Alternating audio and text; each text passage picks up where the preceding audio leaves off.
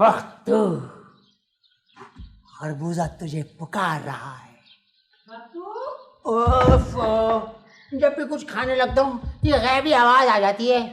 बख्तू, ये घोड़ों के सौदागर है जो नाल तैयार करने को कहते बन गए? वो तो रात ही को तैयार कर दिए थे। अच्छा, कितनी रकम मिली? रकम कहाँ, घोड़ों का सौदागर अपने साथ घोड़े भी लाया था। मेरे तैयार किए हुए नाल अपने घोड़ों के सुमों से लगा के देखे तो बहुत नाराज हुआ। क्यों?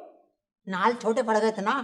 कहने लगा ये तो मेरे गधों के खुरों में भी नहीं आएंगे और मैं अपने घोड़ों को क्या पिनाऊं। मैंने कहा भाई जूते पिना दो, तो और नाराज हुआ, नाल फेंक के चला गया। चला गया? हाँ। तूने हमेशा नुकसान ही कराया। वो पिछले हफ्ते इतना बड़ा व्यापारी आया था कि 200 तवे बना दो, तूने कढ़ाइयाँ बना दी। तो मैंने उसको कितना समझाया था कि इन कढ़ाइयों में दो फायदे हैं। औंधा करके चूल्हे पे रखो तो रोटी पका लो, सीधा करके रखो तो पकौड़े तल लो। अब वो समझा ही नहीं तो मेरा क्या कसूर। कसूर तो मेरी किस्मत का है कि किस बुरी घड़ी तुझे नौकर रखा था। बनाता कुछ है, बनता कुछ है। अब अगर बनाना मेरे बस में होता तो मैं खुद ऐसा बनता। ओह, परसों एक जादूगर आ गया, कहने लगा बख्तू साहब हमें सिफली का अमल करना है, अपना मुंह धार दे दो, हम दुश्मन के दरवाजे पे लटकाएंगे। मैंने सफाई मना कर दिया, नहीं भाई मैं जादू टोने से बहुत डरता हूँ भाई। इतना अरे क्या हुआ?